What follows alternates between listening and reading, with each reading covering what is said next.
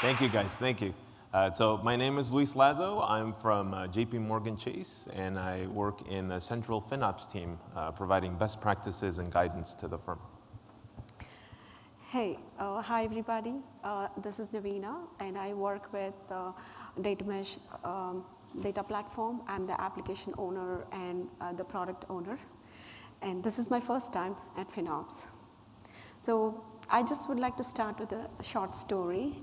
So back in 2023, when I was in a meeting with our engineering teams and the platform teams, we all were actually puzzled looking at a screen.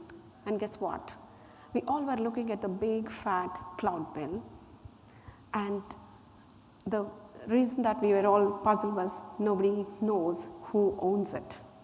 Then finance team started blaming engineering, and engineering started blaming platform, and the blame game was going on.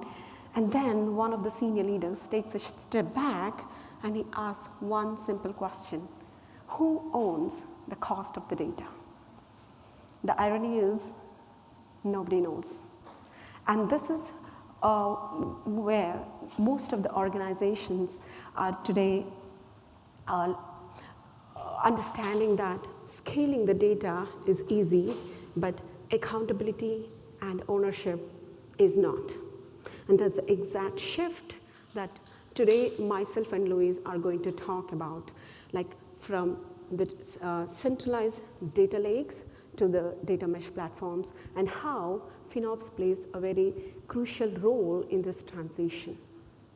So let me start with a simple question, guys. How many of us think that the growth of the data is going to slow down in the next 5 years? The reality is no. And organizations are facing exactly opposite to that. Because at the pace the data is accelerating today, our platforms are not yet built or designed to handle that massive growth. And a few years ago, we had only a very structured transactional data, isn't it? But today we have streaming data, we have machine learning data, we have AI workloads, and above all, we have generative AI. And every flavor of it is adding the new layer of the infrastructure consumption to it. And what makes it more important is the AI. And the businesses are also looking for the real-time insights. And the real-time data has become the bare minimum expectations. And this so-called real-time is adding more complexity to the architectural patterns and more expenditure to the data platform architecture, which we are yet not ready to cope up with. So talking about the complexity that we are facing, we are also looking in transitioning into a very competitive era where you need to be very robust and also be able to handle the kind of massive growth that we are going through. So that is the transition that we are going to speak about today. So what do we have? So when the data teams have realized that they are not able to cope up with the speed of the data that it is growing, that is where the data mesh mind shift of the organizations has started, from centralized data lakes to the data mesh. And this change is really important to handle the kind of challenges that we are running into. So before we understand the data mesh, we need to really know what are the core principles of the data mesh here. So we'll just deep dive into that. So what is the data mesh? It is an approach of the data management that uses distributed architectural framework to organize data in the business domains. So basically the data mesh, why it makes it more powerful is data mesh is not a technology shift. It is an organizational shift, and it is a mindset shift. So how this actually helps, let's dive into it. So in data mesh, you would actually start with your core principle, data ownership. And what does it mean? You are actually bringing the data closer to the teams who own that information or who own the data. And infrastructure platforms are always like getting into a puzzle like whose data is this and what is this data? What does data mean to them? So in data mesh approach, the data owners themselves are owning their information. And they treat the data as a product. And when I say as a product, they handle their own SLAs, their TDQs and the BDQs, which is no more headache to the infrastructure teams. And the self-service. This is a super critical because right now, the infrastructure teams are becoming the bottlenecks for the growth of the domain teams. And how and why? The reason is like, you wait weeks together or days together depending upon waiting on the infrastructure to approve your request, to verify your data, or if you run into any issues, the domain team has any challenges, they're always waiting on the infrastructure team and for your data pipelines as well. So when the self-service come into the picture, the domain teams are more empowered to help themselves to build their own pipelines. And infrastructure team can focus on building a better and the robust infrastructure for the domain teams. So both of these teams are getting the opportunity to focus on their core capabilities. And then federated governance. Most of the senior leaders think that if the governance is federated, wouldn't that become chaotic? But the reality is no. In fact, the governance become more stronger than ever, because the domain teams are responsible for their own data governance that they're doing. So infrastructure team no more needs to really focus on what actually because when the infrastructure team is providing them the pipeline, the guardrails, the compliance is embedded within the platform. So it doesn't need a special focus or a special function to handle the compliance and the governance. So these are the core principles that data mesh is actually built upon. So in the next slide, Luis will take you through how the cost visibility and the ownership and unit economics of data mesh works. Over to you, Luis. Thank you, Naveena.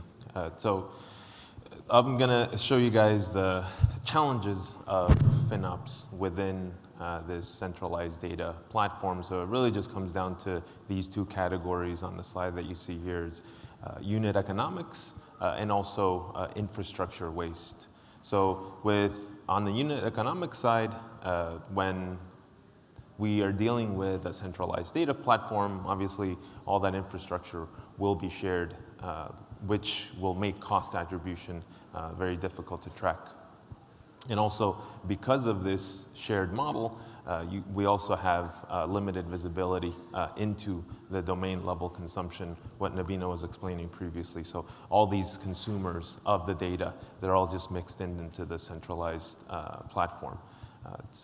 And then lastly, on the unit economics side, chargeback models are mostly going to be approximations because, again, all this data is getting mixed up in the system, and they would be approximations at best because there's no way to tear up each domain within this hodgepodge of data that exists in the platform. And in terms of a showback, so we may get visibility into costs, but at the same time, we wouldn't get that level of ownership in order to enact true change and optimizations within this space. So the next up is infrastructure as well. So we'll have a lot of infrastructure hidden waste, mainly because, again, because it is a centralized platform, it's really easy to have a lot of wasted resources happening from the consumer point of view, where they may be leveraging these resources not to their full potential.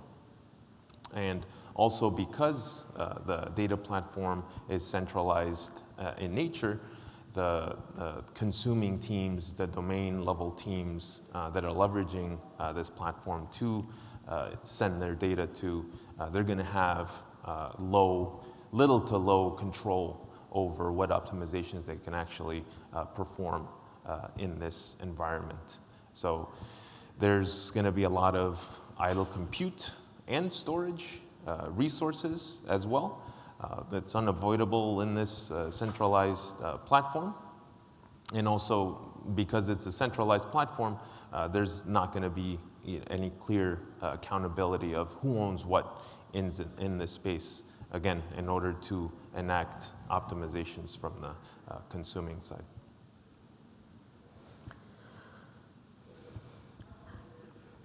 Thanks, Louis. So the journey from the centralized data lakes to the data mesh is not just an architectural story, but it is a FinOps story. It is a shift in the ownership, like I said, in the accountability and also the cost management. While the centralized data lakes delivered scale and standardization previously, with the growing demand, they solved a lot of problems initially, and we were all very happy for years together. But as the data started exploding, the centralized data platforms have started becoming the bottlenecks. And the organizations have expanded, and the challenges have become less about managing the data centrally, but it is more about the scaling the ownership and the accountability of the data. Because in the centralized platforms, when the cost and ownership has started disappearing gradually, and when the cost and the ownership really disappears, there is no financial discipline within the teams. And when there is no financial discipline, it would just become a tech debt with a big fat cloud bill attached to it. And that is where this mindset shift has started happening, and data mesh has come into effect. So because the data mesh also addresses by empowering the business domains to own their own data, like we discussed in the core principles, the quality of their data, and also the consumption, and ultimately the cost accountability. And that is where the FinOps capability plays a very critical role in today's enterprise data platforms. So let's discuss more about why data mesh is important, and is it really needed for other teams, for all the enterprises? Can we move to the next slide? Yeah. So now here's the important question. Like I said, does every company really need a data mesh? Honestly, no. If you are a medium-sized company, there is no much data complexity, and if your organization is small, you're good. You're good with your centralized data lake. You don't have to really distribute or decentralize the ownership. But the need for the data mesh emerges at the inflection point when your platform capabilities start conflicting with the scalability of your data. And that is the inflection point where you realize that something has to change. And that is where the new mindset has started emerging for the data mesh.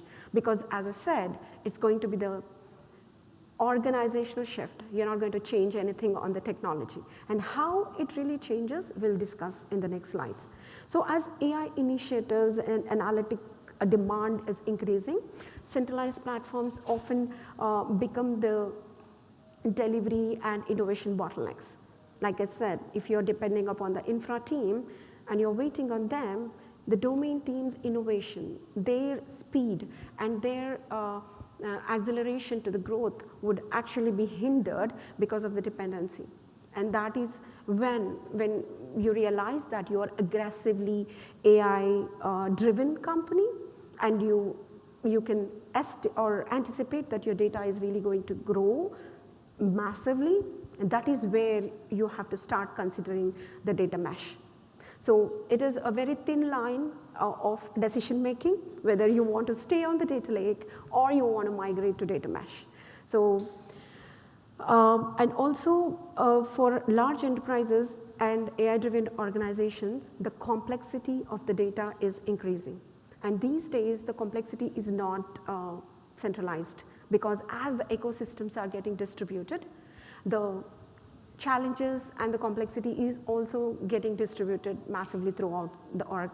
So, and that is where is the inflection point. You need to realize that this has to stop somewhere, and you need to start thinking, how do I solve this issue of accountability and ownership? Because having such a massive data and not having the financial discipline is not really going to help, and that would all push us into a chaos. So we will discuss in the, I want to simplify this example because I know the data mesh is just emerging. It's still taking its baby steps. So let me give you an example and analogy to understand what these core principles of data mesh are and how they really work in reality.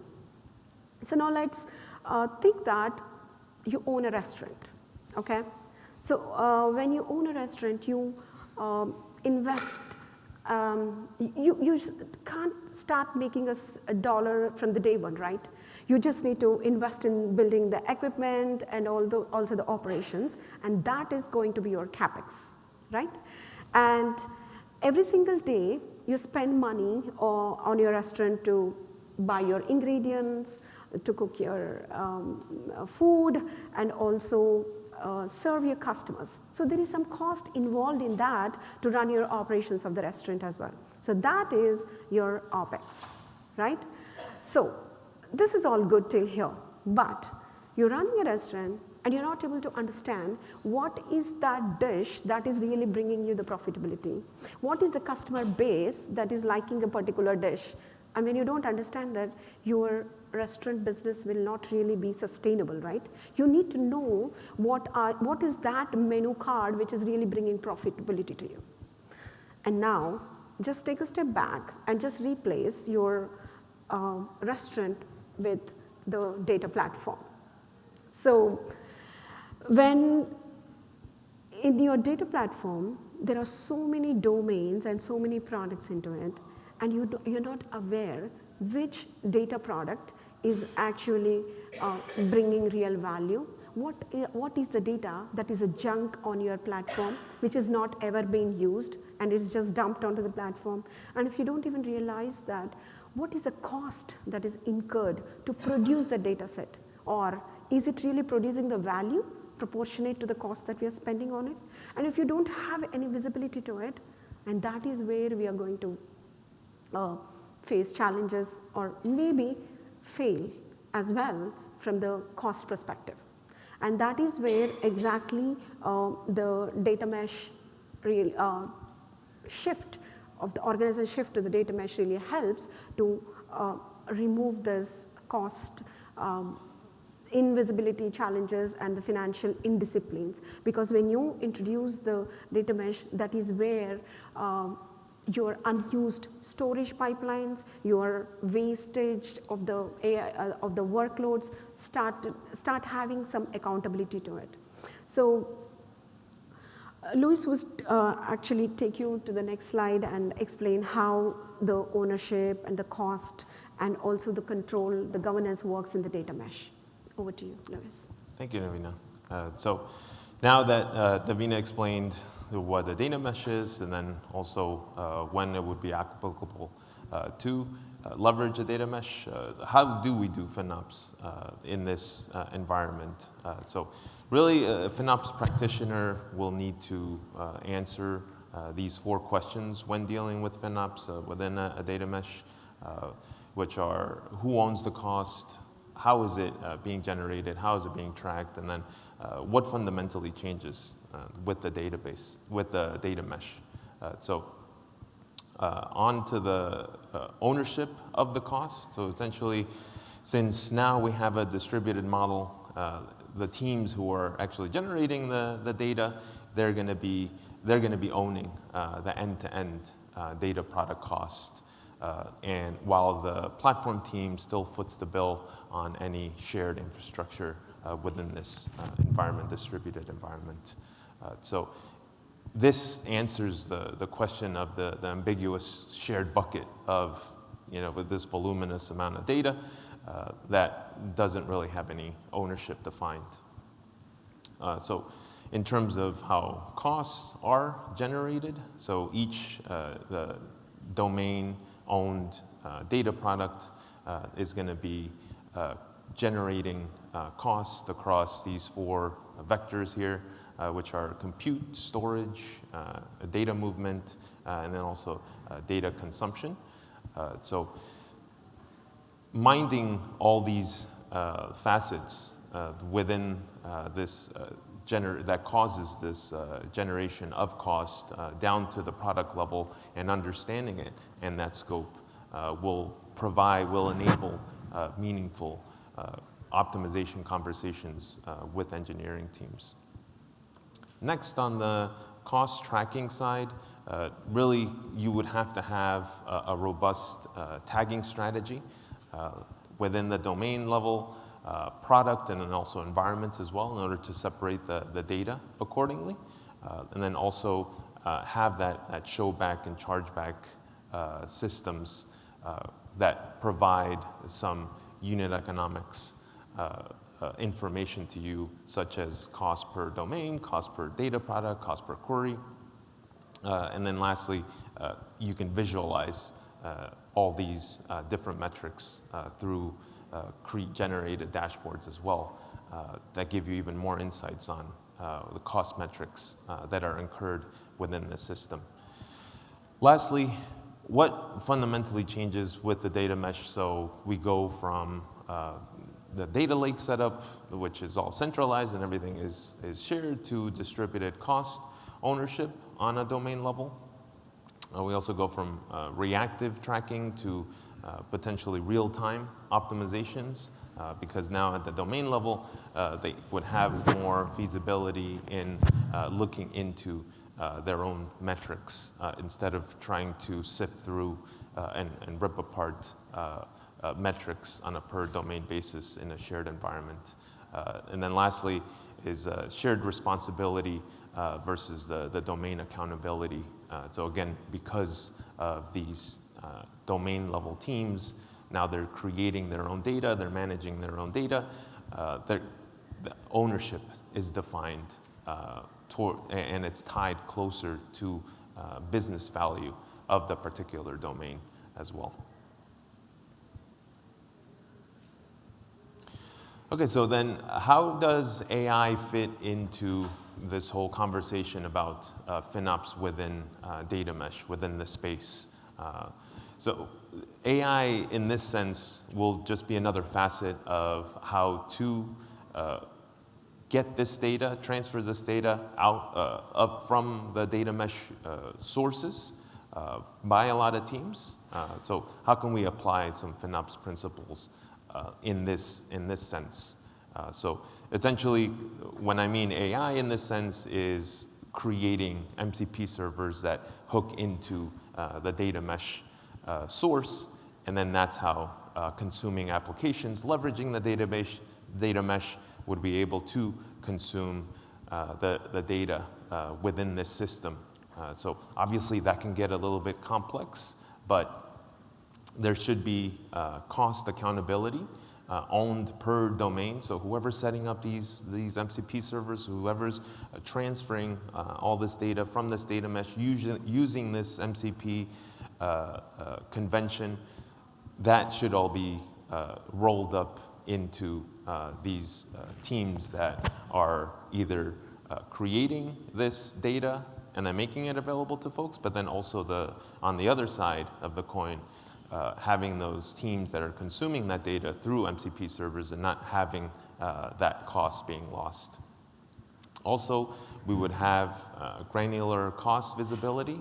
So again, enforcing tagging by model, by use case, by environment as well, to track the cost per AI request. So being more detailed within this space as well, in order to float up these cost metrics on a more granular level.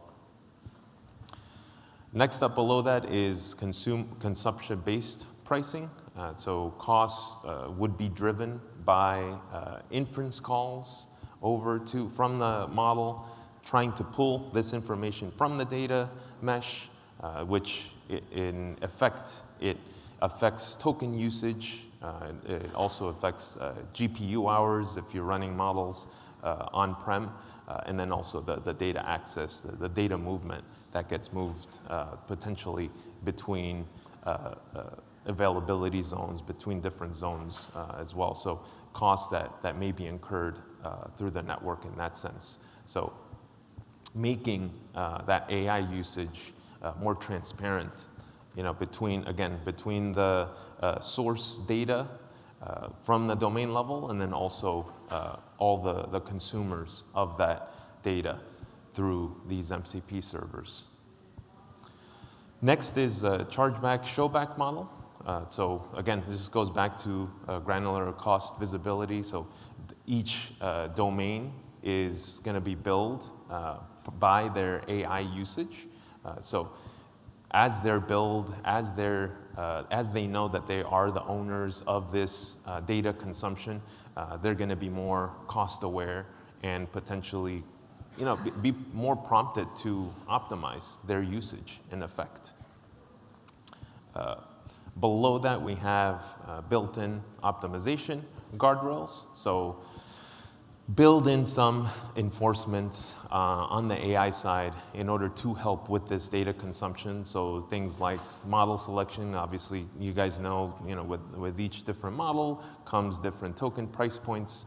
The more complex or larger the model, the more expensive the tokens will be. Things like caching, so optimizing at runtime.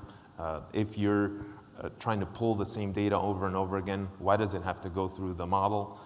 To build that context, you should be able to cache it.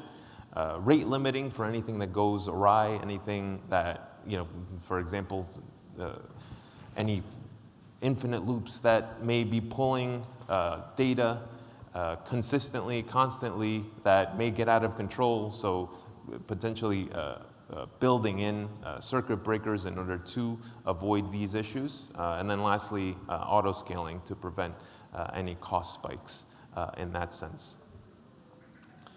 Lastly, in this slide, we would implement platform level FinOps controls for FinOps for AI in this space in data mesh. So having these central dashboards, having some budget alerts if some costs go awry, then also anomaly detection in order to provide that cost optimization more on a real-time level.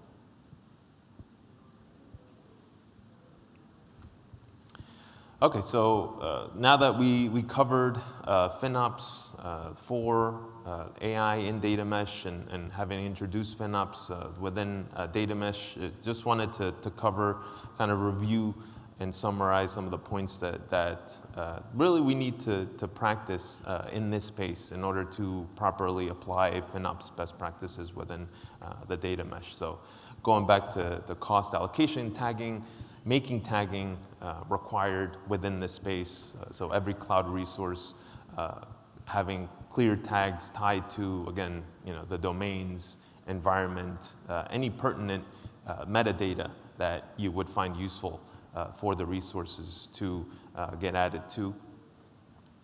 Budget alerts and thresholds.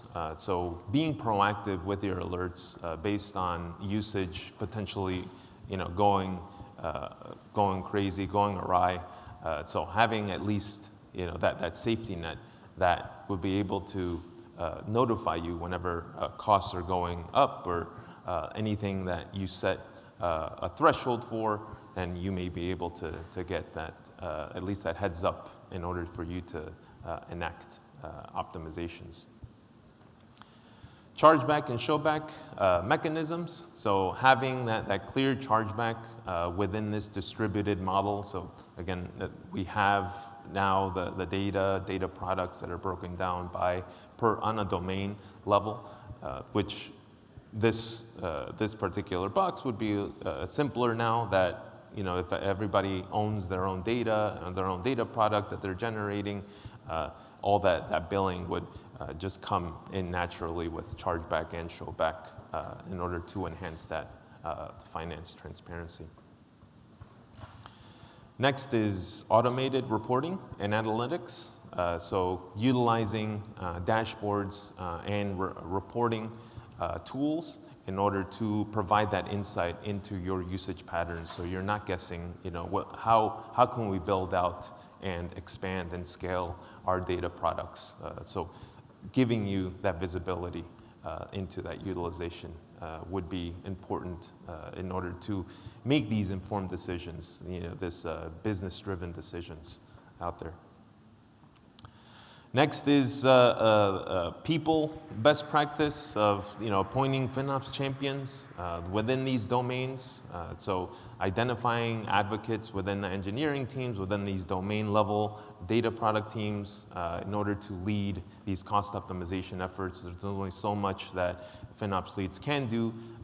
Looking at these reports, these dashboards from up above, it would be great to have collaboration from the boots on the ground, and in order to enact action.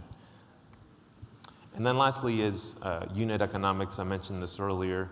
So measure that cost per whatever you're producing, cost per unit of value, cost per query, cost per records processed. So this goes hand in hand with reporting and these other boxes. So having that visibility into, what are the resources that I'm consuming? How will I be able to scale accordingly with business value in mind, and not just blindly, just doubling your resources just because, you saw the resources stack up and scale up in a crazy fashion the previous month, but having that worthwhile information that will lead to a good business value. Great. Go ahead, Naveena. Thanks, Luis, for the great insight on the economics of data mesh. So how do we actually migrate to data mesh? So it's, we're not going to boil the ocean and try to move to data mesh overnight. So we need to think through how are we going to migrate from centralized data lake to data mesh without disrupting your business or your current setup of the data platform that you have. So we need to take step by step, for which I just can define here into 7 phases. Like, you need to start with the business domain and not technology. And when I say that, pick up a very critical business domain as a pilot to migrate to data mesh.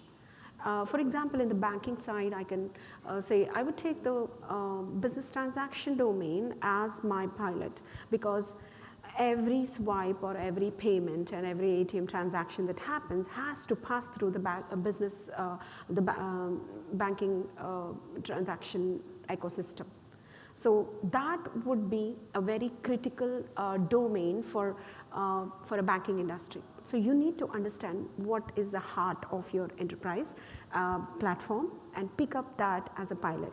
And next, when you're picking up the domain, try to also pick and choose the high value use case. You just can't go ahead and do everything overnight, right? So you need to pick up what is a use case that is going to really bring more value to me, and the ROI for the time and the money that you're investing for this migration. So pick up the use case. Like in my case, I would actually choose the fraud transaction, because a delayed response to the fraud alert or a delayed response to the customer request actually would cost the reputation and the money to my bank, right? So I would choose such a critical use case that would help me to migrate to data mesh and will help me to also see the visibility of how that's really adding value to me. And then define the data as a product. So when I say that, like we mentioned, assign the TDQs and your BDQs and SDQs and the SLAs to the data products, and by which your data, every data set itself becomes more valuable, and also it brings a lot of meaning and value that when it comes onto your platform. And then build a self-serve data platform as well. As I said, that empower the domain teams to enable them to build their own data pipelines. They don't have to really depend upon your infrastructure team to provide a pipeline. There is something called the contribution models, right? You can adopt those models and do the pipelines on their own, where infra team is not becoming a bottleneck, and you're empowering them to build their own infra. Although they are all still on your data platform, they are still independent of you. And then implement the federated governance. So make your data teams responsible for the governance and the compliance of the data that they are producing.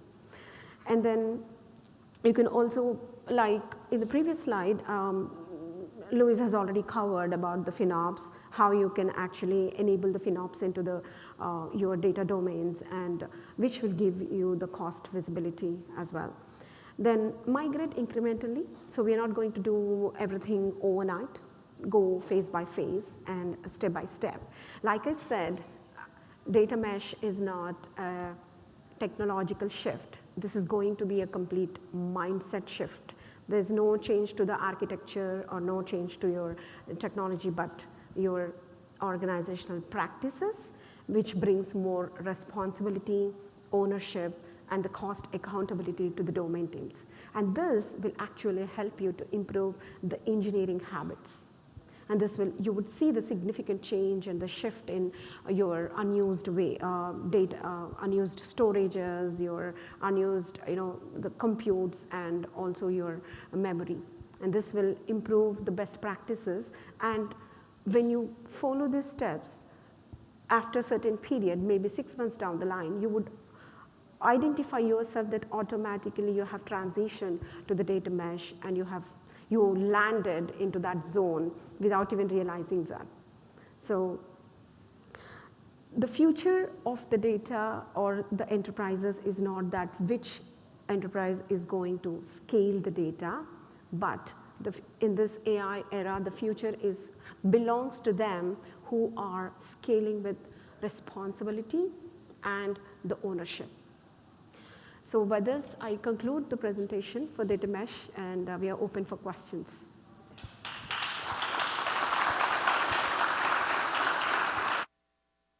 We have time for questions. Just real quick training for the audience.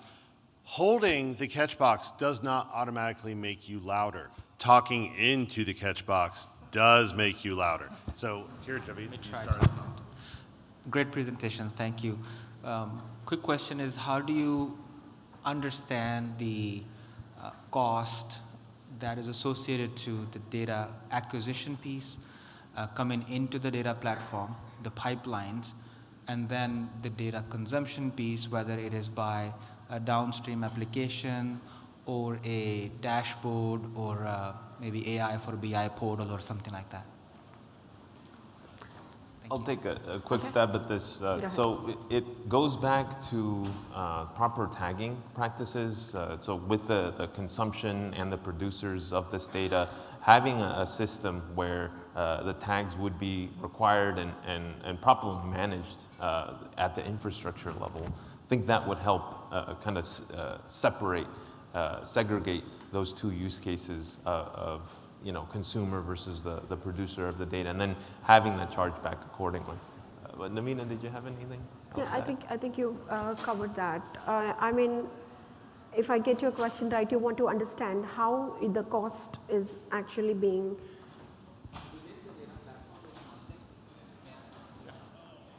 Within the data platform, it's one thing that's very clear, right? Yes.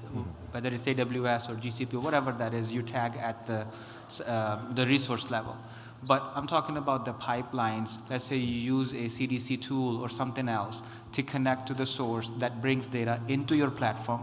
How do you tag that? I mean, that licensing model might be different. The visibility might be different. How do you understand that cost to bring it into the overall cost for that node in the mesh? Right. Right, and that is where this federated governance come into the picture. And if you remember, I spoke about the contribution model as well.